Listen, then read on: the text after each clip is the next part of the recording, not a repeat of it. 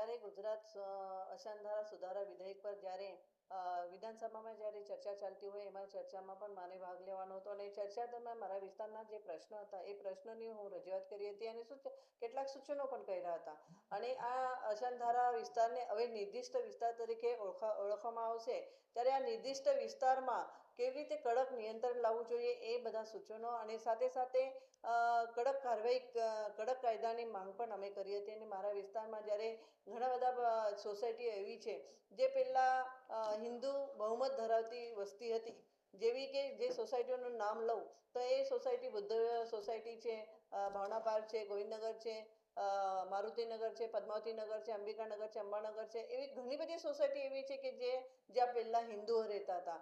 હવે નામ શેષ ત્યાં હિન્દુ રહેતા થઈ ગયા છે. તો એક બે પરિવાર ત્યાં બાકી છે. એક બે પરિવાર બાકી હોય તો એમાં એમને કેટલા શારીરિક માનસિક ત્રાસ આપવામાં આવે છે. એમની જે વેદના હતી એ વેદના એ લોકો જ્યારે મને મળતા હતા ત્યારે કહેતા હતા કે આવું છે, અમને અશાંતધારાના લીધે અશાંતધારા લાગુ કરવાના લીધે અમને આ વેચવા પણ મળતું નથી. તો એમની જે વ્યથા છે તો મારે એક જ કહેવું છે, એક જ પૂછવું હતું કે 500 હિન્દુના વસ્તીમાં જ્યારે એક મુસ્લિમ સુરક્ષિત રહી શકે છે ત્યારે 500 મુસ્લિમના વચ્ચે એક હિન્દુ કેમ સુરક્ષિત નહીં રહી શકતું? આ પ્રશ્ન મારો હતો.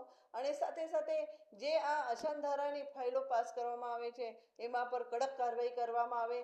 કલેક્ટરને હમણાં તો સુધારા વિધેયક લાવ્યા છે તો એમાં એસઆઈટીની પણ કમિટી બનાવવી છે. એ પણ કમિટી સારી રીતે તપાસ કરે અને પછી જ એમે મિલકત વેચવાની પરમિશન આપે. આવી ઘણી બધી સૂચનોની સાથે સાથે મારી ચર્ચામાં મેં ભાગ લીધો હતો. આ મુસ્લિમ સમુદાયમાં મેં એવું નહીં કહેતી કે બધા જ મુસ્લિમ ભાઈઓ આવું છે, પણ કેટલાક અસામાજિક તત્વો એવું છે, એમનું કામ જ આ હોય છે અને એટલા માટે એક દુકાન ભાડવત તરીકે લે છે, મિલકત લે છે અને પછી એ મકાન માલિક પાસેથી વધારાના પૈસા પણ આપીને 10 લાખનું મકાન હોય તો 15 લાખ આપતા હોય કે વધારાનું ભાડું ચૂકવીને પણ એ પોતાનું એક મિલકત લઈ લેતા હોય છે. અને સાથે સાથે પછી એકમાં મિલકત લીધી એના પર 4-5 માળના મકાન બાંધી લેતા હોય. બાજુમાં એમના સગાવલા આવી જાય, એના બાજુમાં બીજા આવી જાય, એવી રીતે આખું નગર એ વસાવતા થઈ ગયા છે. અને એટલા માટે મારે આ જે મારા વિસ્તારના લોકોની વેદના હતી એ વેદનાને મેં વચા આપી છે.